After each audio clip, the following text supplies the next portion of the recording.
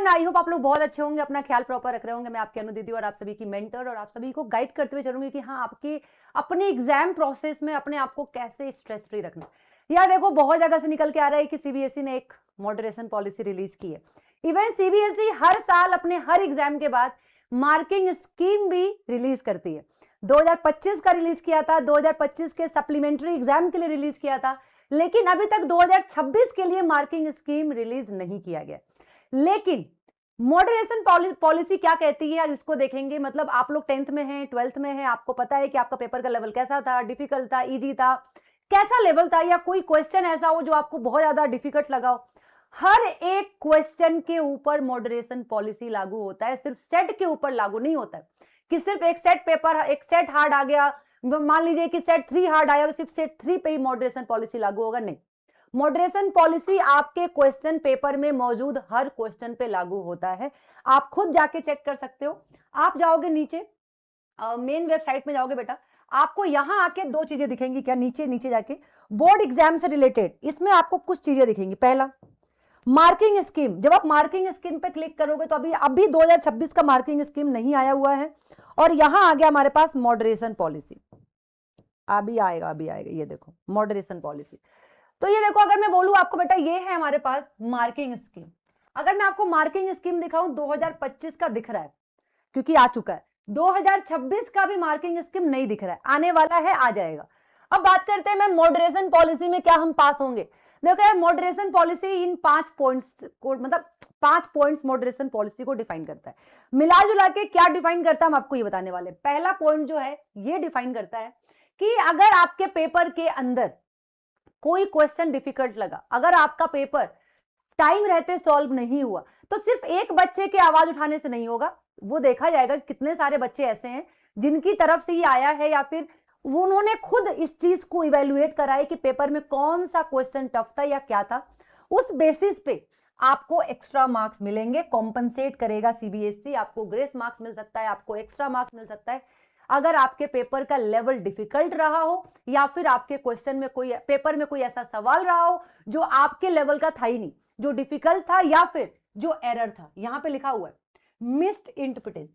मतलब miss interpretation मतलब होता है कि गलत प्रिंट हो गया हो, गलत सवाल आया हो, तो इस पे आपको सीबीएसई मार्क्स देगा। तो याद रखिएगा कौन सी केस, अगर मान लो कोई आपका पेपर सेट बहुत टफ आया हो, खास करके मैथ्स में ऐसा हुआ था, बेसिक वालों का स्टैंडर्ड के लेवल का आ गया था, स्टैंडर्ड में कुछ सवाल ऐसे आ गए थे जो आउट ऑफ द, मतलब 11-12 से वो मैच कर रहे थे, तो आप बेसिक वाले हैं तो बेफिक्र हो जाइए, स्टैंडर्ड वाले हैं तो आप अपने क्वेश्चन के वाइज चलिए कि अच्छा, मेरा ये वाला सवाल तो हमारे 10th के मतलब 10th के सिलेबस में था ही नहीं, फिर भी आया, या फिर इस क्वेश्चन हमारे पेपर से या हमारे लेवल से बहुत आगे का आ गया, फिर भी आपको एक्स्ट्रा मार्क्स मिलेगा।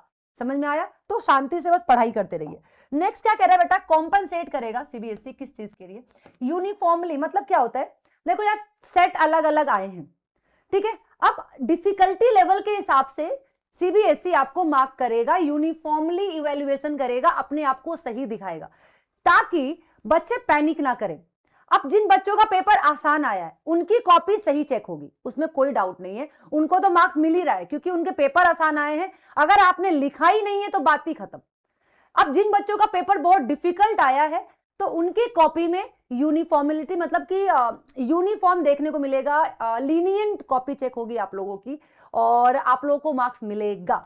एक्स्ट्रा मार्क्स, ग्रेस मार्क्स उन्हीं बच्चों को मिलेगा जिनकी डिफिकल्टीज लेवल ज्यादा थी, जिनके क्वेश्चंस उनसे या उनसे क्या क्लास 10th का है ही नहीं, जो आपके लेवल के बाहर का था। अब क्या कहता है बेटा, बिंग पैरिटी मतलब होता है कि अपने आप को सही दिखाना। सीबीएसई सही दिखाएगा, याद रखिएगा। वो हर जगह जहां जहां उसे लगेगा जो जो जो एलिमेंट ऑफ सब्जेक्टिविटी अगर इन्वॉल्व है, वहां पे इवेल्युएशन प्रोसेस में अपने आप को सही दिखाने के लिए मार्क्स देगा। तो बेफिक्र हो जाओ, ये तीसरा पॉइंट कहता है। चौथा पॉइंट कहता है सेट वाइज परफॉर्मेंस भी देखेंगे हम, ठीक है। जैसे फिजिक्स का 12th का पेपर अगर देखो तो सेट 3 बहुत डिफिकल्ट था, सेट 2 बहुत ज्यादा डिफिकल्ट था, तो अब इसके बेसिस पे भी आपको मार्क्स मिलेगा। आपको ग्रेस मार्क्स और आपको एक्स्ट्रा मार्क्स तो मिलने ही वाले हैं अगर आपके पेपर में आपके क्वेश्चन जो है आउट ऑफ द बॉक्स आए हुए हैं। आपके हो सकता है कि आपके सिलेबस में हो, लेकिन एनसीईआरटी में नहीं है ऐसा सवाल, कुछ है ही नहीं, हमने पढ़ा ही नहीं है। तो अगर ऐसा कुछ है जो आपने पढ़ा ही नहीं है तो आपको मार्क्स मिलेगा, बेफिक्र हो जाओ, किसी भी सेट के हो। अगर आपको लगता है कि आपके पूरे सेट में से एक क्वेश्चन डिफिकल्ट था, वो हमें कभी पढ़ाया ही नहीं गया, वो हमें बताया ही नहीं गया, वो हमें जेई का दिख रहा था, वो हमें नीट का दिख रहा था, तो आपको मार्क्स मिलेगा उस एक क्वेश्चन के लिए। लेकिन सीबीएसई कहता है कि आपको उस क्वेश्चन के लिए कुछ ना कुछ लिखना जरूरी है। अगर आपने अपनी कॉपी ब्लैंक छोड़ दिया है तो सीबीएसई चाह के भी कुछ नहीं कर सकता किस चीज पे आपको मार्क्स देगा। तो बी रेडी, अगर आप पेपर देने जा रहे हो और कोई पेपर आपका डिफिकल्ट आ रहा है तो प्लीज क्वेश्चन अटेम्प्ट करके आओ। मैंने हर बार बोला है कि क्वेश्चन छोड़ना नहीं है, कुछ भी हो सकता है। लास्ट क्या कह रहा है बेटा कि सीबीएसई अपनी passing percentage previous year result को भी देख के बनाती है। अगर प्रीवियस ईयर हमारे लगभग 89% बच्चे पास हुए हैं 10th में, तो अभी भी वो कोशिश करेगा कि 89 से 90% बच्चे पास हो। हर साल जब बच्चे बढ़ रहे हैं तो परसेंटेज भी पासिंग का एक्स्ट्रा होना चाहिए, तो लगभग नियर बाई होना चाहिए पास्ट ईयर के रिजल्ट से। तो चिंता मत करो, लगभग बच्चे इस बार पास होंगे। बट 10th वालों के पास सेकेंड बोर्ड एग्जाम है, लेकिन सेकेंड बोर्ड एग्जाम को एज अ हल्के मत ले लेना, क्या पता वो और डिफिकल्ट आ जाए। तो प्लीज पढ़ाई करो, जो एग्जाम बचे हुए हैं उसको अच्छे से दो। क्लास 12th में हो तो अभी आपके जो भी लाइन में एग्जाम्स खड़े हैं उनको अच्छे से दो, मैथ्स है, बायो है, केमिस्ट्री है, सबको अच्छे से दो, क्योंकि कभी भी कुछ भी हो सकता है। मैं आपको ये कहती हूँ, बस फाइनल कहूंगी, एक भी सवाल मत छोड़ना, जो हो जाए सारे सवाल करके आना है आपको। ठीक है, ऑल द बेस्ट। कोई भी डाउट है कॉमेंट बॉक्स में बताओ।